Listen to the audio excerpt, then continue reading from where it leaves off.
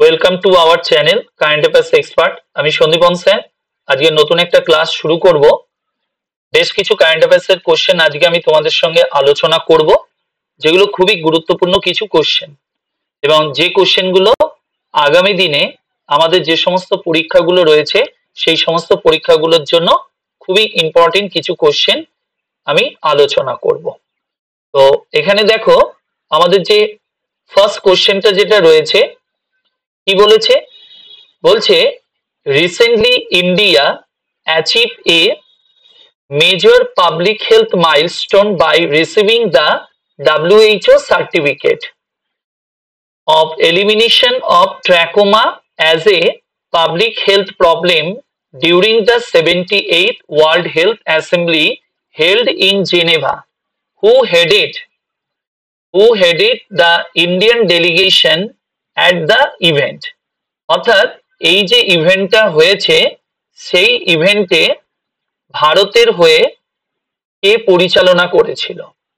তাহলে recently WHO যে মিটিংটা বা বলতে পারো যে সম্মেলনটা হয়ে গেছে, এটা কোথায় হয়েছিল? তাহলে মনে রাখবে জেনেভাতে এটা অনুষ্ঠিত হয়। এবার একটা কোশ্চেন বলি। Actually WHO World Health Organization, তাহলে এবার কোশ্চেন হতে পারে এই অর্গানাইজেশনটা তোমার কবে প্রতিষ্ঠিত হয়েছে? এটা আমাদের বেশ কিছু পরীক্ষার কোশ্চেন, যে WHO কবে প্রতিষ্ঠিত হয়েছে। তাহলে মনে রাখবে WHO ওয়ার্ল্ড হেলথ অর্গানাইজেশন যারা তৈরি হয়েছে, এই অর্গানাইজেশন 1948 এ 7th এপ্রিল এই অর্গানাইজেশনটা প্রতিষ্ঠা পায়। এবং 7th এপ্রিল এই দিনটাকে এই কারণে আমরা কি দিবস পালন করি? মনে রাখবে ওয়ার্ল্ড হেলথ ডে, অর্থাৎ বিশ্ব স্বাস্থ্য দিবস পালন করা হয় গোটা বিশ্ব জুড়ে। এবং এই অর্গানাইজেশনের সদর দপ্তর কোথায়? Headquarter Geneva. তাদেরই এবছরের যে সম্মেলনটা কোথায় হয়েছে বা কততম সম্মেলন? মনে রাখবে 78তম একটা বৈঠক অনুষ্ঠিত হলো। এবং এটা কোথায় হয়েছে? এটা হয়েছে জেনেভা। সেখানে ভারতকে কি মুক্ত বলে ঘোষণা করা হয়েছে? ট্র্যাকোমা। এবার কোশ্চেন, এই যে ভারতের যে এই মিটিং এ ভারত থেকে যে টিমটা গিয়েছিল, এই টিমটাকে কে পরিচালনা করেছিল? তাহলে মনে রাখবে আনসার কোনটা হবে? PS শ্রীবাস্তব। অ্যাকচুয়ালি ইনি কে? এই মুহূর্তে আমাদের দেশের ইনি মনে রাখবে হেলথ সেক্রেটারি। কি পোস্টে রয়েছে? হেলথ সেক্রেটারি এই পোস্টে রয়েছেন। এবার আসবো পরের কোশ্চেনে। পরের কোশ্চেনটা দেখো কি রয়েছে। বলছে as per the news the UK and European Union agree on post Brexit. এবার এখানে একটা শব্দ ইউজ করা হয়েছে, শব্দটা কি? ব্রেক্সিট। অ্যাকচুয়ালি এটা কি যদি বলা হয়, মনে রাখবে এটা হলো ব্রিটেন এক্সিট। অর্থাৎ ব্রিটেন ইউরোপিয়ান ইউনিয়ন থেকে যখন বেরিয়ে গিয়েছিল, অর্থাৎ BR এটা হলো ব্রিটেন, আর এক্সিট অর্থাৎ বেরিয়ে যাওয়া, অর্থাৎ ব্রিটেন এক্সিট করেছে, এটাকে এখানে বোঝানো হয়েছে ব্রেক্সিট। তো ব্রিটেন বেরিয়ে যাবার পর কি বলেছে? Deal to strengthen trade and security cooperation. Which of the following is one of the benefit for UK citizen under the new deal? অর্থাৎ এই যে নতুন যে ডিলটা হয়েছে ব্রিটেনের সঙ্গে ইউরোপিয়ান ইউনিয়নের মধ্যে এবং ব্রেক্সিট হওয়ার পরে যেটা রিসেন্টলি হলো, এই ডিলটা হওয়ার ফলে কি সুবিধা পাবে ইউকে নাগরিকরা? ওকে, এখানে কোশ্চেনটার বাংলা দেওয়া আছে, অপশনগুলো দেওয়া রয়েছে। তাহলে এখানে যদি বলি এখানকার মানুষেরা কি সুবিধা পাবে ব্রিটেনে, অর্থাৎ UK travellers can use electronic passport gates in European countries. অর্থাৎ ইউরোপিয়ান কান্ট্রিতে যে সমস্ত ইউকে নাগরিকরা ভ্রমণে যাবে বা কোনো প্রয়োজনে যাবে, সেখানে তারা ইলেকট্রনিক পাসপোর্ট ব্যবহার করলে তাদের দেশে তারা প্রবেশ করতে পারবে, অর্থাৎ এই সুবিধাটা প্রদান করা হয়েছে। অর্থাৎ কি বলা হয়েছে, যুক্তরাজ্যের ভ্রমণকারীরা ইউরোপিয়ান ইউনিয়নের দেশগুলিতে ইলেকট্রনিক পাসপোর্ট গেট ব্যবহার করতে পারবেন, অর্থাৎ তাদের জন্য কোনো ভিসার প্রয়োজন পড়বে না, অর্থাৎ ইলেকট্রনিক পাসপোর্ট ইউজ করে ওই দেশে যেতে পারবে, এই সুবিধাটা তারা পাবে। তাহলে এবার যদি কোশ্চেন হয় ইউরোপিয়ান ইউনিয়ন, বর্তমানে ইউরোপিয়ান ইউনিয়নের মধ্যে কতগুলো দেশ রয়েছে, এখান থেকে একটা কোশ্চেন হতে পারে। তাহলে মনে রাখবে ইউরোপিয়ান ইউনিয়ন হলো ইউরোপ মহাদেশের কিছু দেশকে নিয়ে এটা একটা গ্রুপ, এবং এই গ্রুপের অধীনে অর্থাৎ ইউরোপিয়ান ইউনিয়নের অধীনে বর্তমানে কতগুলো দেশ আছে, 27 কান্ট্রি। কতগুলো দেশ, 27খানা দেশ রয়েছে এই গ্রুপের মধ্যে। আবার এই গ্রুপ থেকে আরেকটা গ্রুপ এসেছে, অর্থাৎ যে দেশগুলো ইউরো কারেন্সিকে ব্যবহার করে এরকম আরেকটি গ্রুপ তোমার রয়েছে, সেটা হলো ইউরোজোন, সেটা আমরা পরে আলোচনা করব। তাহলে ইউরোপিয়ান ইউনিয়নে কতগুলো দেশ আছে, মনে রাখবে এই মুহূর্তে 27খানা দেশ রয়েছে। আর কি কোশ্চেন হতে পারে, এই যে ইউকের কথা আমি এখানে বললাম, ইউকের এই মুহূর্তে প্রাইম মিনিস্টারের নাম কি, খুব ইম্পর্টেন্ট একটা কোশ্চেন। ওকে, তাহলে ব্রিটেনের বা ইউকের যে প্রাইম মিনিস্টার তার নামটা কি, মনে রাখবে ওনার নাম হলো কের স্টারমার। ওকে, ইনি হলেন ব্রিটেনের প্রধানমন্ত্রী, এবং রিসেন্টলি ব্রিটেনের সঙ্গে ভারতের কি চুক্তি হয়েছে, অর্থাৎ মনে রাখবে মুক্ত বাণিজ্য একটা চুক্তি হয়েছে। ভারতের প্রধানমন্ত্রী ব্রিটেন সফরে গিয়েছিল, ফ্রি ট্রেড এগ্রিমেন্ট যে চুক্তিটা হয়েছে, ডিলটা। এবার আসি আমরা পরের কোশ্চেনে। নেক্সট কোশ্চেনে কি বলেছে দেখো, which organization has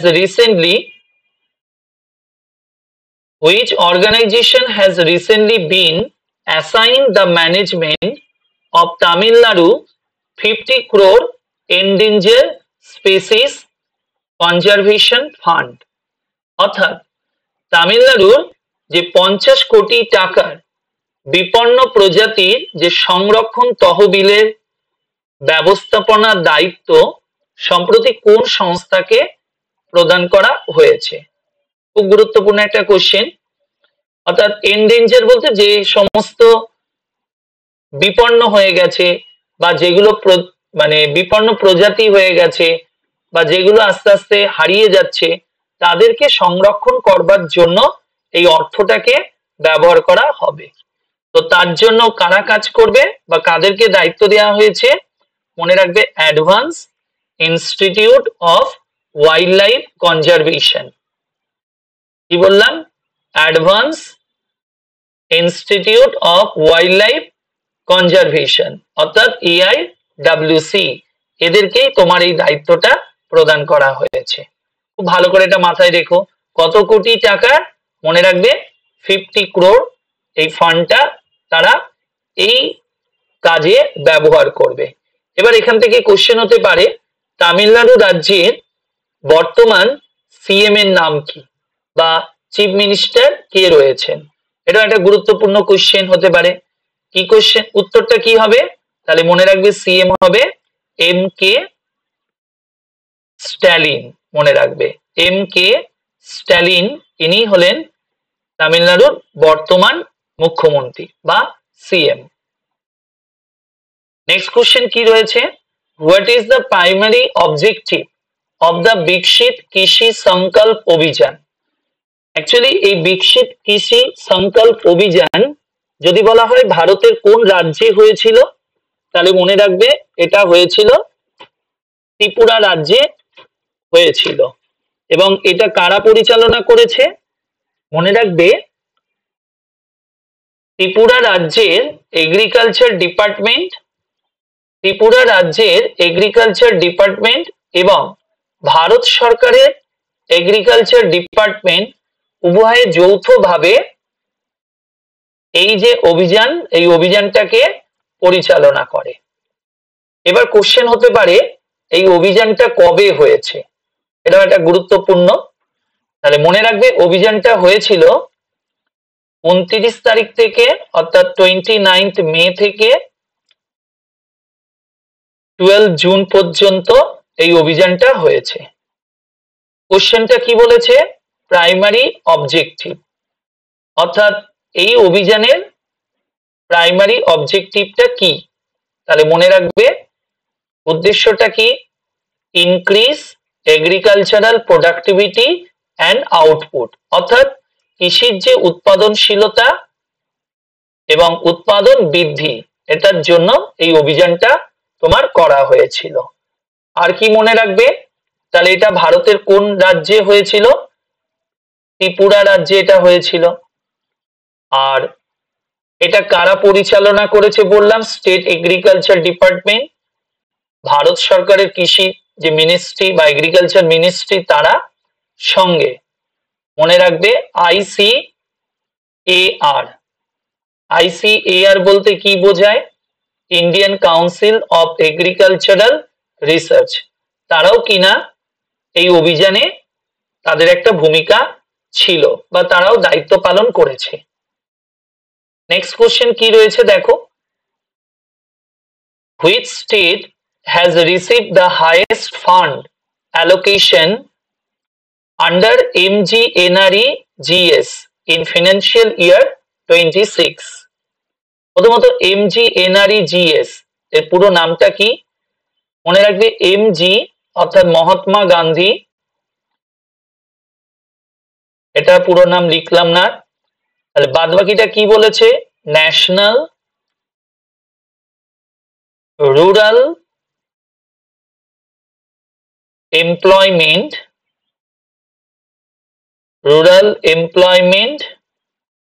guarantee scheme, অর্থাৎ এই যে স্কিম, এই স্কিমে 26-এর যে আর্থিক বছর অর্থাৎ ফিনান্সিয়াল ইয়ার 26, এই আর্থিক বছরের জন্য ভারত সরকার কোন রাজ্যকে সবচেয়ে বেশি পরিমাণে অর্থ তোমার প্রদান করেছে? তাহলে মনে রাখবে ভারত সরকার কোন রাজ্যের জন্য সবচেয়ে বেশি অর্থ দিয়েছে? খুব গুরুত্বপূর্ণ। তাহলে মনে রাখবে আনসারটা কি হবে? তামিলনাড়ু রাজ্য। তাহলে তামিলনাড়ু রাজ্যকে কত পরিমাণ অর্থ প্রদান করা হয়েছে? মনে রাখবে 2900 কোটি টাকা। কত বললাম? তাহলে 2900 ক্রোর। এটা কোন রাজ্য? তামিলনাড়ু রাজ্যকে এটা দেয়া হয়। সেকেন্ড, এটা হলো ফার্স্ট তামিলনাড়ু। সেকেন্ড যদি বলা হয় ইউপি। উত্তরপ্রদেশকে কত টাকা দেয়া হয়েছে? মনে রাখবে 2100 কোটি টাকা। এন্ড থার্ড যদি বলা হয় কোন রাজ্য? বিহার রাজ্য। বিহার রাজ্যকে কত পরিমাণ অর্থ দেয়া হয়েছে? মনে রাখবে 2000 কোটি টাকা প্রদান করা হয়েছে। তাহলে আমি কোন প্রজেক্টের কথা বললাম? MGNREGS, এই প্রজেক্টের জন্য এই টাকাটা বরাদ্দ করা হয়েছে। খুব ভালো করে মনে রাখবে, এই কোশ্চেনটা কিন্তু গুরুত্বপূর্ণ একটা কোশ্চেন। আর এই প্রজেক্টের পুরো নামটাও এখানে বললাম। এবার আসি পরেরটায়। বলেছে what is the primary focus of operation Olivia by the Indian Coast Guard? এই যে অপারেশন অর্থাৎ অপারেশন অলিভিয়া, এই অপারেশনটি কারা চালু করেছিল বা কারা পরিচালনা করেছে? ভারতের যে কোস্ট গার্ড বা উপকূলরক্ষী বাহিনী, তারা এটা করেছিল। উদ্দেশ্যটা কি ছিল? অর্থাৎ marine conservation and protecting olive ridley turtles, অর্থাৎ সমুদ্রের যে সংরক্ষণ এবং অলিভ রিডলি কচ্ছপ রক্ষা করবার জন্য এই অপারেশনটা করা হয়েছিল। আর এই অপারেশনটা কারা করেছিল? ইন্ডিয়ান কোস্ট গার্ড এই অপারেশনটা করে এবং এটা কোথায় হয়েছিল? উড়িষ্যাতে এটা হয়েছিল। জায়গাটার নাম কি বললাম? ওড়িশা। ওকে, তাহলে এটার আনসার কি হবে? এ আনসার। পরের কোশ্চেনে কি রয়েছে দেখো, which of the following feature does the revamp overseas citizen of India portal offer? অর্থাৎ রিসেন্টলি এই ওভারসিজ সিটিজেন অফ ইন্ডিয়া যে পোর্টালটা যেটা রয়েছে এটাকে রিভ্যাম্প করা হয়েছে। রিভ্যাম্প করা বলতে পুনর্গঠিত করা হয়েছে। তো এই পুনর্গঠন করবার ফলে সুবিধাটা কি হয়েছে? সুবিধা যেটা হয়েছে, updated user interface for simplified registration, অর্থাৎ খুব সরলভাবে বা সরলীকৃত নিবন্ধনের জন্য তোমার যারা ধরো ভারতের বাইরে রয়েছে এই ধরনের সিটিজেন বা ওভারসিজ সিটিজেন যারা রয়েছে তারা খুব ইজিলি এটাকে মানে নাম এখানে যুক্ত করতে পারবে বা এই পোর্টালে নিজেদের নামকে রেজিস্টার করতে পারবে। এই সহজ যে প্রসেসটাকে খুব সহজ করা হয়েছে এবং এই পোর্টালের উদ্বোধনটা কে করেছেন? তাহলে মনে রাখবে আমাদের দেশের যিনি হোম মিনিস্টার তিনি এই পোর্টালের উদ্বোধন করেছেন। আর এটা কোথায় হয়েছে? নিউ দিল্লিতে হয়েছে অনুষ্ঠানটা। এই উদ্বোধনটা কোথায় হয়েছিল? নিউ দিল্লিতে। আর এই পোর্টালটা কি নাম? মনে রাখবে OCI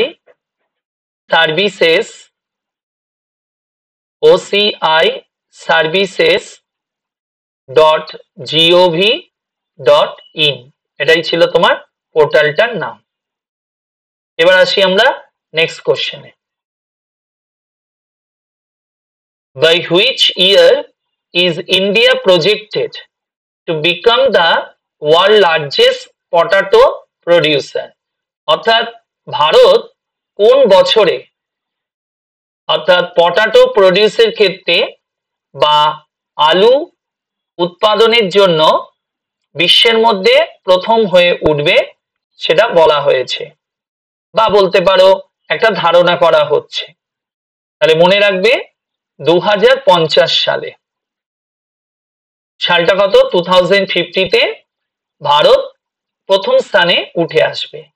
কারণ এক্সপেক্ট করা হচ্ছে অর্থাৎ ভবিষ্যতে 2050 সালে আমাদের এই উৎপাদনটা কত গিয়ে পৌঁছাবে? মনে রাখবে 100 মিলিয়ন টন এই পরিমাণ উৎপাদন গিয়ে পৌঁছাবে। কবে? 2050-এ।